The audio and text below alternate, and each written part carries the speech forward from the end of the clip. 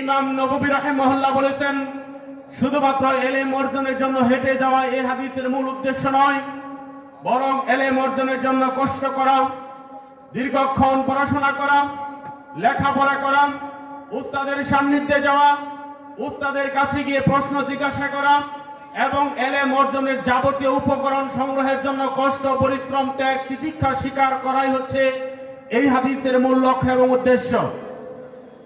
ইমাম ইবনে রজব হাম্বলী রাহিমাহুল্লাহ এই হাদিসের ব্যাখ্যায় বলেছেন, এলেম অর্জনের পথে যে ব্যক্তি যায় ওই ব্যক্তি আল্লাহর পথে যায়।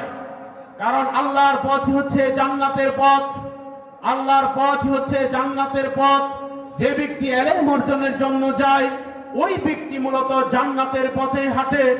ইমাম ইবনে রজব হাম্বলী রাহিমাহুল্লাহ বলেছেন, এলেমের পথে যাওয়া অর্থ হচ্ছে আল্লাহর পথে যাওয়া, আর আল্লাহর পথে যাওয়ার অর্থ হচ্ছে জান্নাতের পথে যাওয়া। সবার হাজির আরেকজন বিখ্যাত ইমাম ইবনুল কাইয়িম রাহিমাহুল্লাহ এই হাদিসের ব্যাখ্যায় বলেছেন, এলেম অর্জনকে আল্লাহ তাআলা এতটাই পছন্দ করেন, এলেম অর্জনকে, তালিবুল ইলমকে, এলেম অর্জনকে আল্লাহ তাআলা এতটাই পছন্দ করেন যেই কারণে আল্লাহ রাব্বুল আলামিন এলেম অর্জনের পথকে জান্নাতের পথে রূপান্তরিত করেন। এলেম অর্জনের পথটাকে আল্লাহ রাব্বুল আলামিন জান্নাতের পথে রূপান্তরিত করেন।